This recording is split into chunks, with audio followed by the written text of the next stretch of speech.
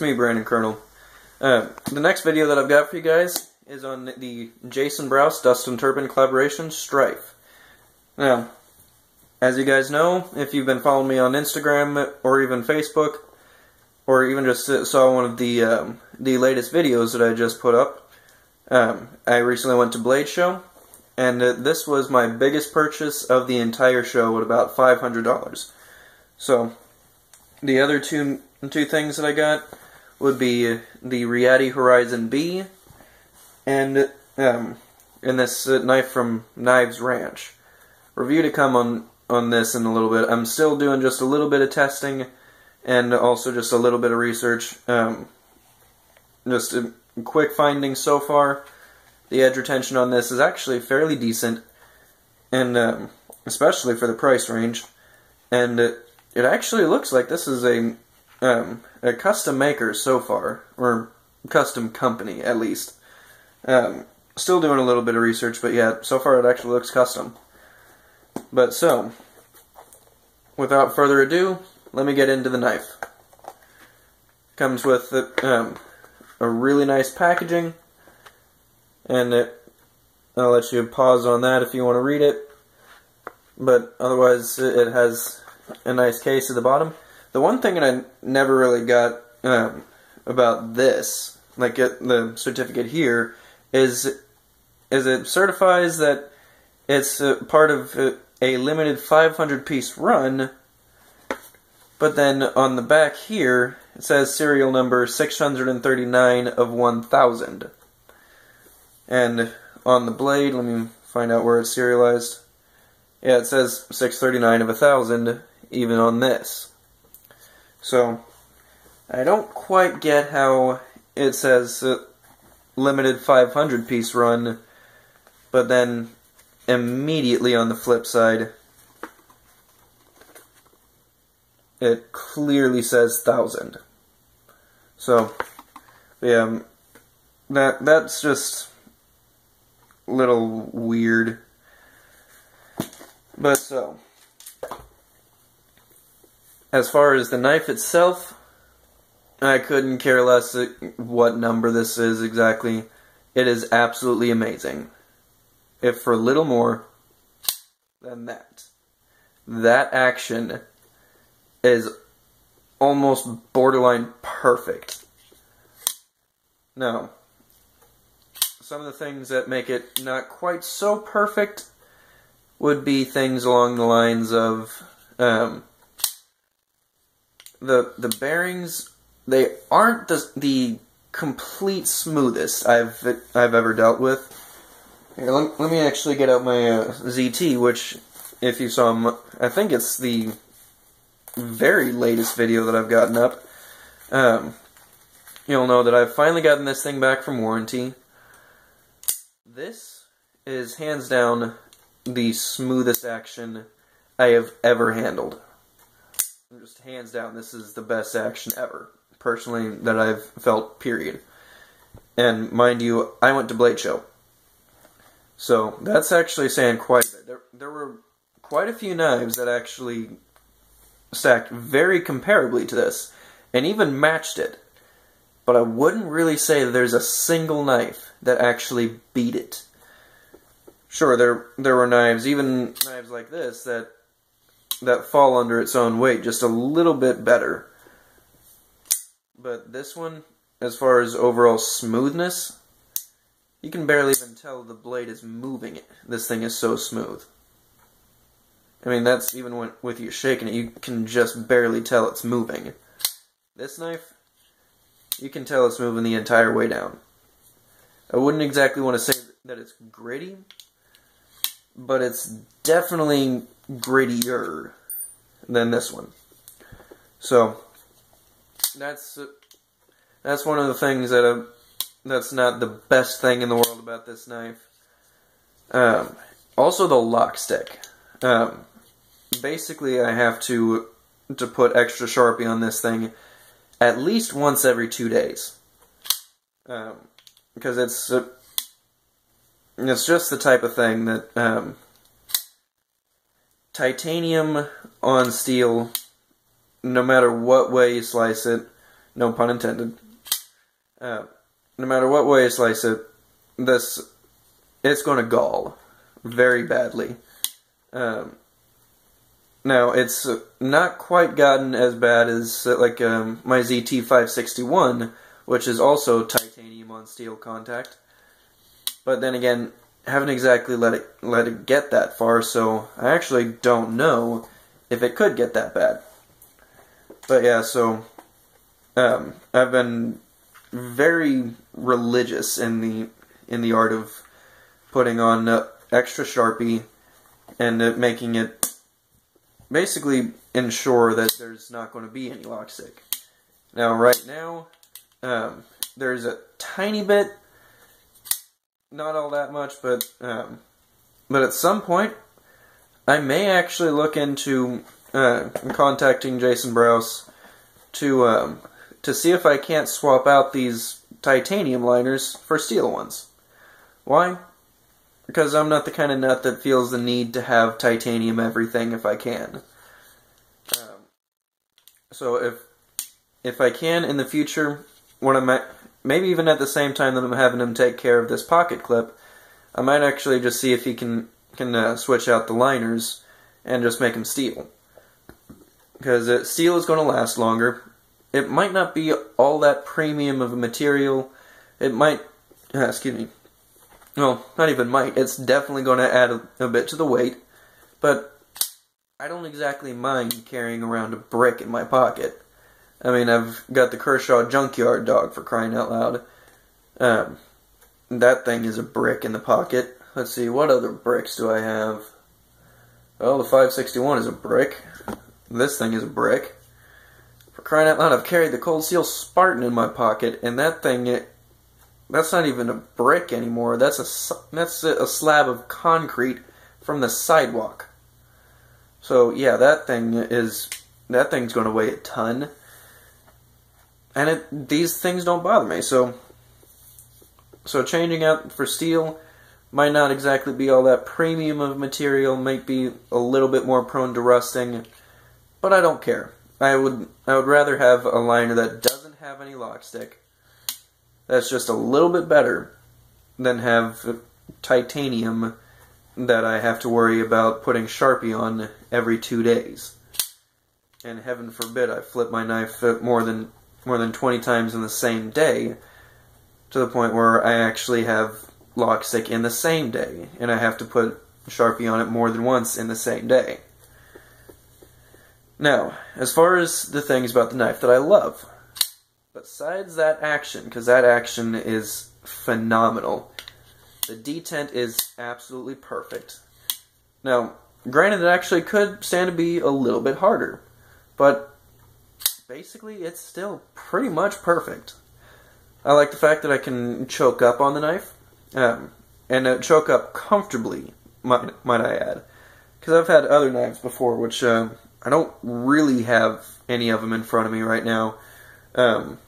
This knife technically has a bit of a forward finger choil, but my fingers are too big for it, so it just doesn't work out.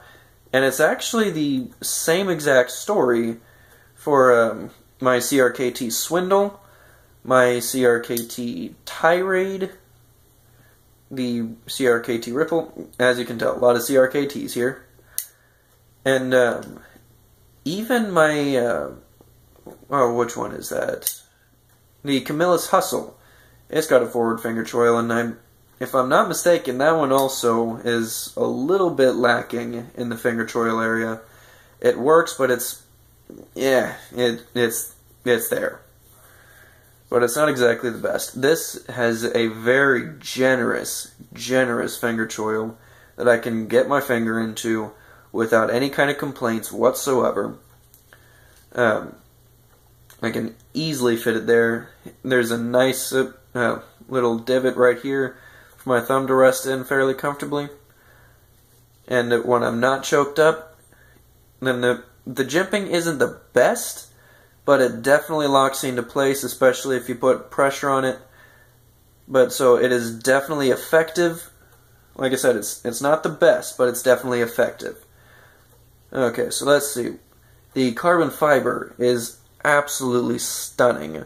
It's even better than that on my ZT, which is really the only other carbon fiber anything that I had.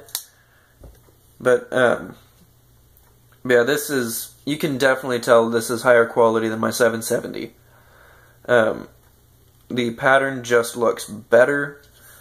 Now there are definitely a few voids on here, but it really doesn't detract from anything. I mean, you actually have to be looking for them in order to see it at all. And the voids that are on here are all on clip side, and they're all like right around this area. But yeah, even at that, it's not all that big of a deal. Plus, I have dropped this a few times. Typically, it landed on this side though, so it's actually surprising that there's not even a scratch on this side. But yet, all of the voids are on here. So that's actually kind of surprising. But yeah, anyway. So yeah, there are just a few voids. There's not really too many. The clip, that is steel. I heard one or two people trying to say that it was titanium. I took a magnet to it, and yeah, that's definitely steel. Which I very much so plan on getting this changed, because I don't like the clip at all. When I was talking to Jason Brous at Blade Show, then I was actually saying that I'll still try out the clip and see if I like it. I really don't. I don't like it at all. In order to grab it out of the pocket, I do appreciate the fact that he made it a little bit smaller, because for instance with my 0801, I can't do the same thing that I do on my Strife, which is basically I just grab it right here and then pinch here, and I just pull up like that. Whereas on my 0801, I can't really do that. It's a lot more awkward trying to pull up like this because I can't pull down all the way like that. So basically I have to pinch. And there's really no other way to pull this thing out of the pocket fairly easily. But so, if anything, I do like the fact that it's smaller, so that way I can easily get onto it like that. But yeah, I would still definitely prefer a non-deep carry clip. But let's see. I like the polished the polished hardware over here. I don't quite know why they didn't go with a full-on polished pivot to the same degree that they've got all of the hardware, because the rest of the hardware is polished up a lot better than the pivot. The pivot's actually quite dull in comparison.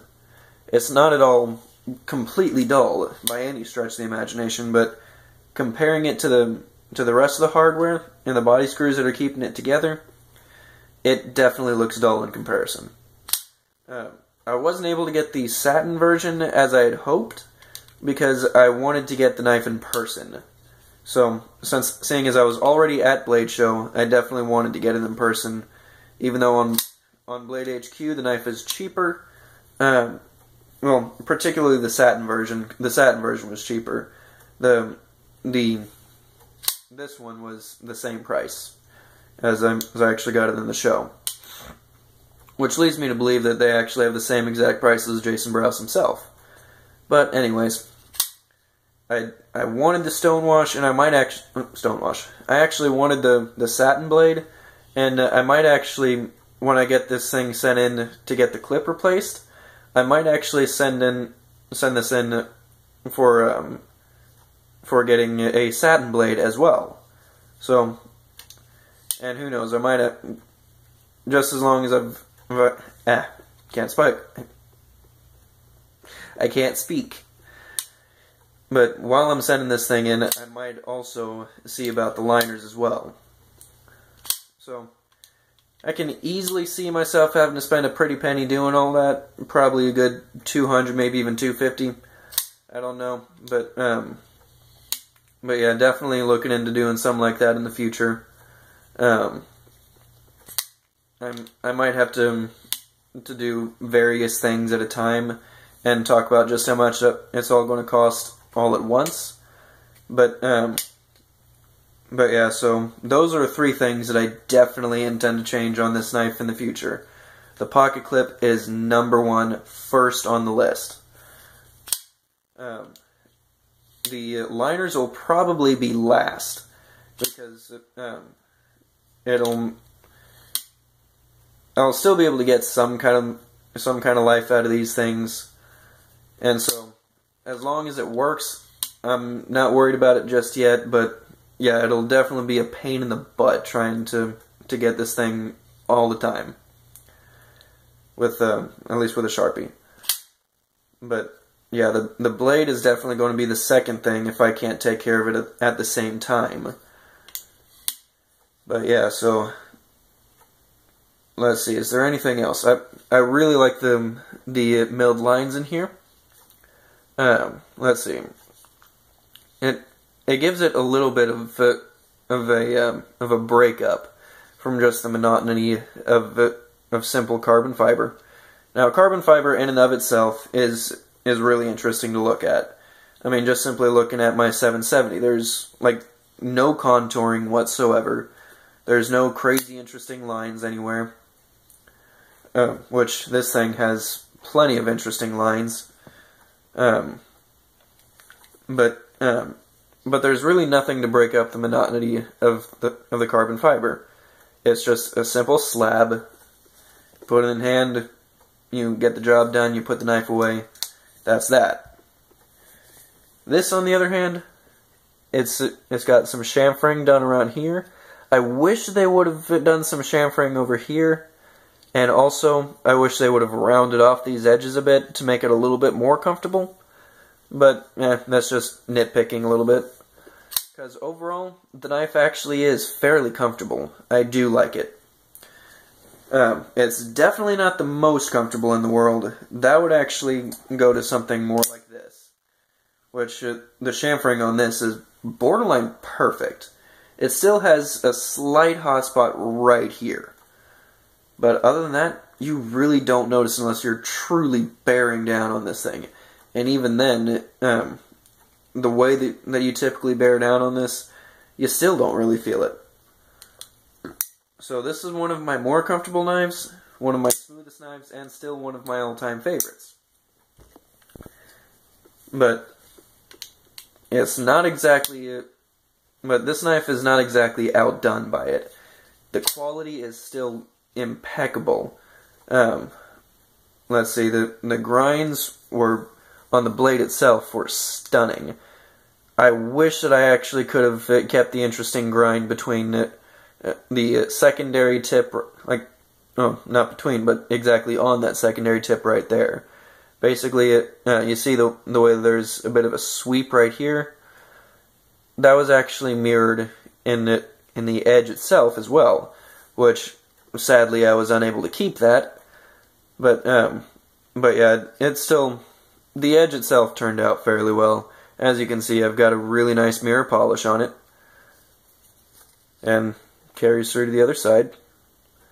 But yeah, so yeah, wasn't all that bad to see it go, but still, I would have loved to keep that, because that's an interesting thing on here that, for one, I couldn't duplicate that in the video. But yeah, so sad to see it go, but when you've got a polish like this, doesn't make that big of a difference to me, because this takes an amazing, absolutely amazing polish, and it didn't take all that long. The only thing that did take a pretty decent amount of time was when I found that I could not keep that secondary grind up here, and I just had to sharpen through it and take it off completely. And so all in all, that took quite a bit of time, because I had to completely sharpen down by hand a complete grinding line. So yeah, that took time. But as far as putting on the polish after that was gone, no time whatsoever. So let's see, what else? Okay. Now you've got the Brous logo over here. You've got the Turpin logo over here, and this is probably the most minimal markings that I've seen on a knife recently. I mean, seeing as the majority of my knives are zero tolerance, Kershaw. I've got a few CRKTs here and there, but the majority of my collection that I've bought is Kershaws and ZTs. So this is actually pretty much one of the most minimal markings that I've seen on a blade at all. Now, with my Rieti, it's pretty much got the same level of markings. So this would be the second time that I saw it. But I can kind of see what people mean when they're saying they love a virtually sterile blade that just doesn't have anything on it. But honestly, that's still not really all that much. I mean, people are saying how much they're junking up the blade with all this stuff, and they're taking away from the beauty of the knife. Well, as I said in the last time that I explained something like this, is it your knife? You may have paid for it, but did you make this knife? No? Stop complaining. The point when I'd start complaining is when I see something like the Microtech DOC. Now that has a ridiculous amount of writing on it. Let's see, my CRKT Ripple, that has a ridiculous amount of writing on it. I mean, if you want to write the name on the blade, go ahead, but do you have to do it down the entire grind? I mean, when you're doing your bevels going down into the grind, like right here, when you have the entire name written across this side, that's a little much. At which point, even I start to say, look, I may not have had any hand whatsoever in designing this knife, making this knife, producing this knife, doing anything but buying this knife. Even though that may be the case, that's a little much. Back off a bit. So, but otherwise, as far as what ZT usually does, I don't have the slightest problem. But yeah, this is actually quite nice, because there's literally nothing here except the two logos. And then, it's actually easier to see it that way. Now, my camera's already backwards looking at it, so I actually have no idea right now if that's right set up. Yeah, it's right set up. But yeah, so they've got the markings here for which number it is. And again, that just irks me. They say 500 on the certificate. Immediately flip it over, and it says 1000. So that kind of irks me just a bit. But anyways, it's not that big of a deal. But so that. Oh, let me actually get into the specs, even though I'm pretty far into the video. Pretty much wrapping it up right now. Because I forgot to give it in the beginning. Let's see. Say 3 3/4 inch overall length with a 3.5 inch cutting surface. Yeah, let's say 3.5 inch cutting surface. But overall, the 3 3/4, 3.5. So yeah, that's you do lose about a good 1/4 of an inch with this finger choil up here. But that's kind of what you need if you want to have a decent finger choil that actually works. Because otherwise you have to have teeny tiny girl fingers that are designed to play piano. Very long, slender, skinny fingers. Which I do not have. Don't exactly have fat fingers. But yeah, I definitely need that full 1/4 of an inch to fit my hand in here comfortably. Okay, the overall length of the knife is about 8 3/4 inches. Let's see, D2 steel, I've already told you, carbon fiber scales on the handles. You have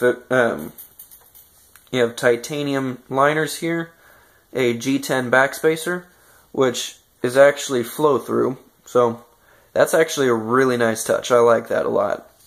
It's something that I don't have in my collection, and I truly do like that. You've actually got chamfering back here, so that way it makes it just a little bit more comfortable to do a follow-through. Various knives may have to flip a little bit differently, but honestly, I've never had a problem with this myself. But then again, this is just carbon fiber. As long as the maker doesn't make the inside of this sharp, I mean, this isn't sharp. But, so as long as they don't make the inside of that sharp, then I've actually never had a problem with it. But this is definitely a nice touch. It makes it virtually impossible. The only thing that makes it a little aggravating for me is that I don't always keep my nails trimmed down all the way to the quick, essentially. So therefore, right now, for me, my nail catches on here in kind of an annoying way. So I don't exactly always have the nicely polished, manicured hands. So some nails are longer than others because they chip, so I polish them down just to the point where if I scratch something, then I'm not drawing blood. And so some nails are longer than others. And so right now, that's catching. So that's a little annoying, but that's not exactly the maker's fault. And if I didn't have that nail, this would be completely more comfortable. But D2 steel, currently this has a stone wash. Like I said earlier, I plan on changing that to a satin. But yeah, excellent, absolutely excellent action. And I love everything about this knife, except the pocket clip. And honestly, I really do like the stone wash on here. It's really nice, but I definitely want the satin. I've definitely been leaning towards satin lately. Stone wash is okay because it shows more of the raw steel, but I'm definitely getting away from the coated blades. This is still an awesome knife for me, but yeah, I'm definitely getting away from the coated blades. It has to have an absolutely amazingly strong, completely strong coating on it for me to even consider it. But yeah, so I'll cut the video off here, guys. As always, YouTube, stay safe.